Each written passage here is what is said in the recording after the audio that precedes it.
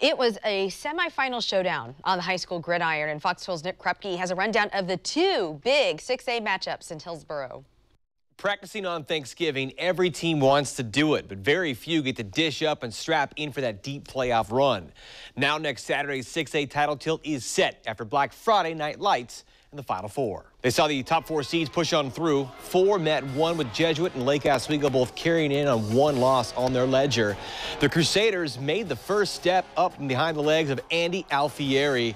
This Alfieri is so darn good, every one of them backing in for a 2-yard score. But the Lake Show had the quick answer. Jackson Laurent, in for the score. Touchdown, slides in safely, made it 7-7. The baseballer there, Thomas Dukart. Then pressure felt on the rollout here. But Jack O'Brien's going to be there on the spot on the tip ball. Almost picked, takes it in the other way. 54 yards, 14-7 Lakers after one quarter. Jesuit now would level up before half. Will Spitznagel faked the feed and finds Josh Dahl fighting his way in for the Sixer, 14-14. Third quarter, grab a hood. The Laker D really put the clamps down. A 2-interception period. Joe Huston and Matt Cebulski with the picks. The second one here sets up their first day of the score of the day for the filthy one. Casey Filkins, the wild Laker formation, in 4-6 from 7 out. 21-14, they'd pitch a shutout in those final 3 quarters as Lake Oswego moving on. Anchors up 24-14. It'll take one more for a banner and a ring for LO 48.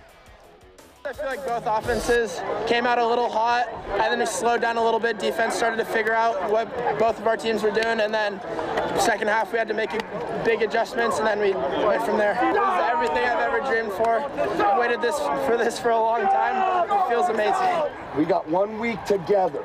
1 week together to do everything to live your dream. I couldn't be prouder of you, man. You guys were awesome.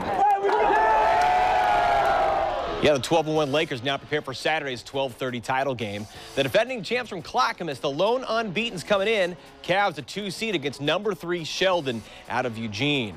Penn State commit Michael Johnson Jr., his dad's a coach for the Ducks, rolls out to the far side and throws to Gunnar Robinson. 15-yard touchdown as he catches it and runs in the last 5. 7-0 for the White. After a Clack turnover inside their own 20, Johnson Jr. fakes the handoff and takes it himself. 14-0 Sheldon. Second quarter, Clack on the attack. Jalen Hammer, so good all year, takes the pitch on the far side, 11 yards and in. 14-7, swing your sword. Third quarter, Austin Atkinson at quarterback. Protection here, Richard Kettlewell in stride, passing up that Sheldon secondary. 60-yard streaker Kettlewell. It's equal at 14-14.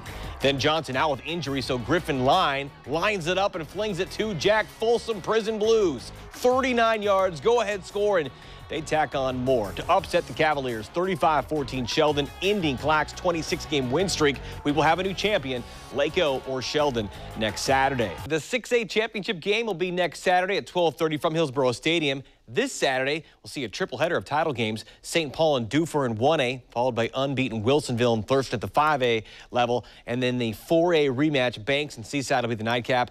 Cascade Christian, Rainier, Sandy Am, and Kennedy will all mix it up for title games in Cottage Grove. Washington semis are ready to roll as well. In studio, Nick Krupke, Fox 12 Oregon.